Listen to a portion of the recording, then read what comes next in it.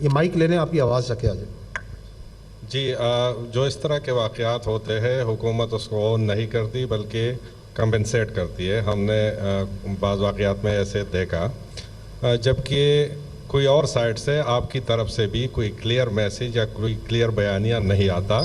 अगर वहाँ पर कोई इस तरह के लोग हैं, टेररिस्ट है, सहूलत खार है, तो खुल के कहा जाए कि यहाँ पर ये लोग थे। अगर उसमें से एक दो मासूम लोग या बेगुनाह लोग मारे जाते हैं तो वो भी क्लियर करनी चाहिए ताकि क्लैरिटी हो। तो हमें तो किसी तरफ से कोई बयानिया नहीं आता। देखिए, मैं आपको यही तो अर्ज़ कर रहा हूँ कि ये जो आपकी सियासी हुकूमत जो कभी कहती है कि बातचीत से मसला हल हो जाएगा, जो कभी कहती है कि काबुल के आगे झुक के मसला हल कर लें, तो ये तो उनका बड़ा छोटा हिस्सा है बयानिए का कि वो ये कहें कि जो फ़ौज की जो फैसिलिटेटर उनका मारा गया, उस फैसिलिटेटर को हम जो सा पैसे दे के जो सा उसका रुतबा बढ़ाएं।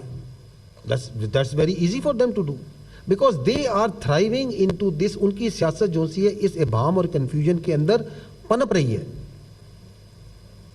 आप मुझे ये बताएं, आपके सूबे में गवर्नेंस एक इशू है या नहीं है? मौजूद है। करप्शन एक इशू है या नहीं है? आप गवर्नेंस और करप्शन पे क्यों बात नहीं करते? इसलिए नहीं करते because the whole narrative 24/7 is maintained on security issues. ये कैसी सियासत है? अच्छी सियासत नहीं है। आप ये सवाल क्यों नहीं करते कि ये जो इतना अरबों रुपया कैपेसिटी बिल्डिंग के लिए लगना चाहिए था, इंफ्रास्ट्रक्चर डेवलपमेंट के लिए लगना चाहिए था, वॉर ऑन टेरर के ऊपर जो 1% एनएफसी का हिस्सा बाकी सूबे काट के अपना दे रहे हैं, वो किधर लग रहा है? इसलिए ताकि आपको पूरा दिन दहशतगर्दी के इस बयानिए, इस सहूलतकारी के बयानिए, इसके पीछे लगाया जाए। कैसी जबरदस्त सियासत है।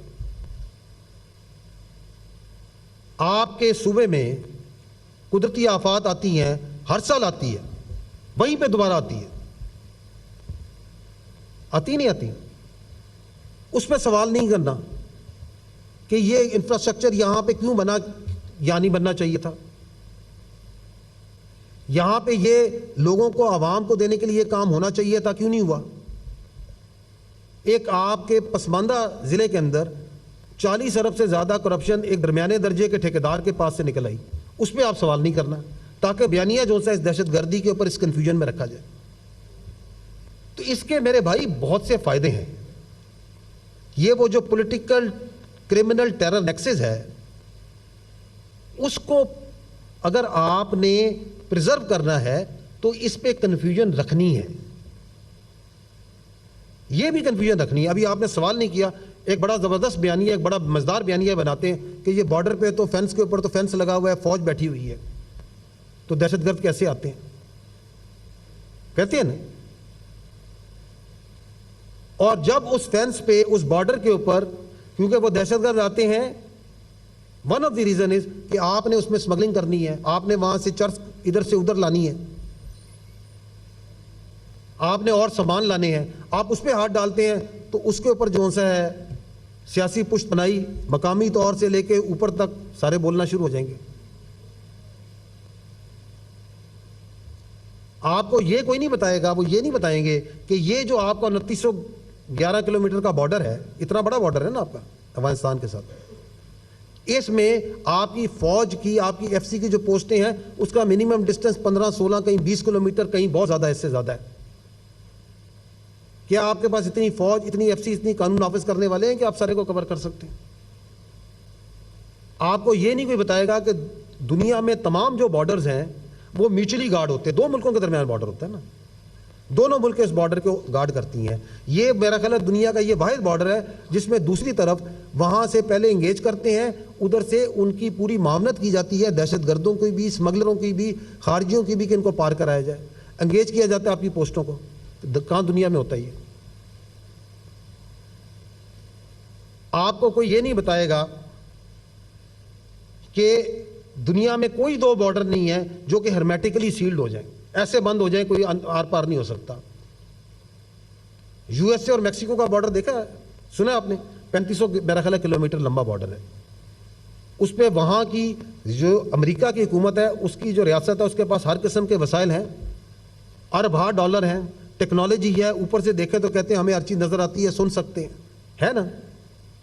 वहाँ पे दीवार भी बहुत बड़ी, इससे भी उन्होंने बड़ी बना दी है ना। लेकिन वहाँ पे भी इमिग्रेंट्स आते हैं, लीगल आते नहीं आते, नार्को आती है और स्मगलिंग होती है। उनका एक इंतहाई अहम मसला है या नहीं है वहाँ पे।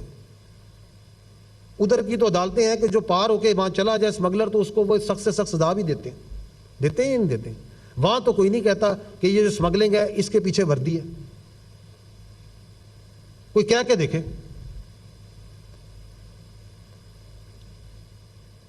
तो आपकी मैं यही तो अर्ज कर रहा हूं मेरे भाई कि झूठ के ऊपर मबनी, कंफ्यूजन पे मबनी बयानियां बनाना, इसमें महारत हासिल हो चुकी है। और उसके लिए जैसे मेरे भाई ने एक सवाल किया कि उसके लिए एक बहुत बड़ा सोशल मीडिया भी इस्तेमाल किया जाता है। So what needs to change is that we the people of Pakistan, we need to start saying truth up front. क्योंकि इस झूठ का, इस मनफी सियासत का, इस गुमराह बयानिए का जो खमियाजा है वो अब कई दिहाइयों से आपका ये खूबसूरत सूबा, ये हमारा दिल की जान, ये खैबर पख्तूनख्वा और ये पाकिस्तान जो सा है, इसका वजन उठा रहा है। So we have to collectively rise against this negative propaganda, this negative narrativisation and this झूठ और गलाजत से भरी हुई जो एक सियासत है, इससे हमें अपने आप को दूर करना पड़ेगा। That's the only choice that we have, and we will do it.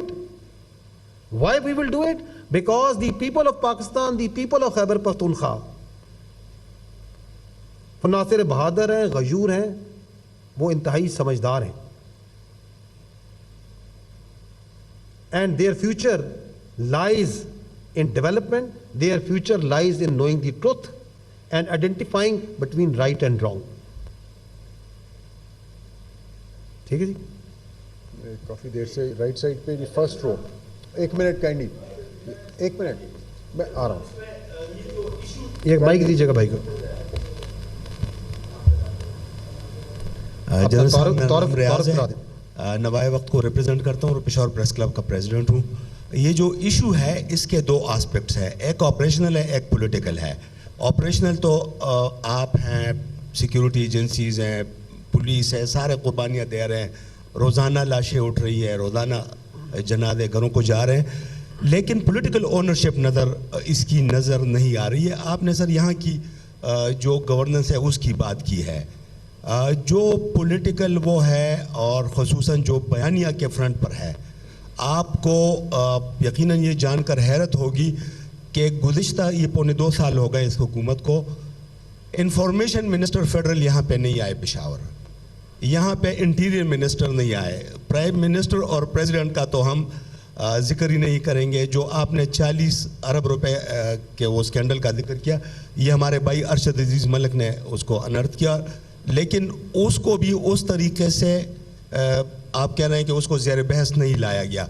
तो जब ये सूरत हाल हो और ये जो बयानिया बनाना है, ये जो पॉलिटिकल वो है, एक तरह से महसूस हो रहा है कि वो भी आप लोगों के, जो कि आपका काम नहीं है जैसे आपने फरमाया, वो भी आपके कंधों पे है। और जो फ्रंट लाइन सूबा है, न यहाँ की मीडिया से, न यहाँ की इंटेलिजेंसिया से, न यहाँ को इवन किसी मामले में जब आप उनको वो नहीं लेते, और अमलन ये महसूस हो रहा है कि वो जो लोग जिनको आप कह रहे हैं कि गुमराह पॉलिटिकल बयानिया, ऐसा लग रहा है कि इस सूबे में उनको वॉक ओवर दिया गया है इस सारी सूरत हाल में। तो इस पे आप क्या कहेंगे सर?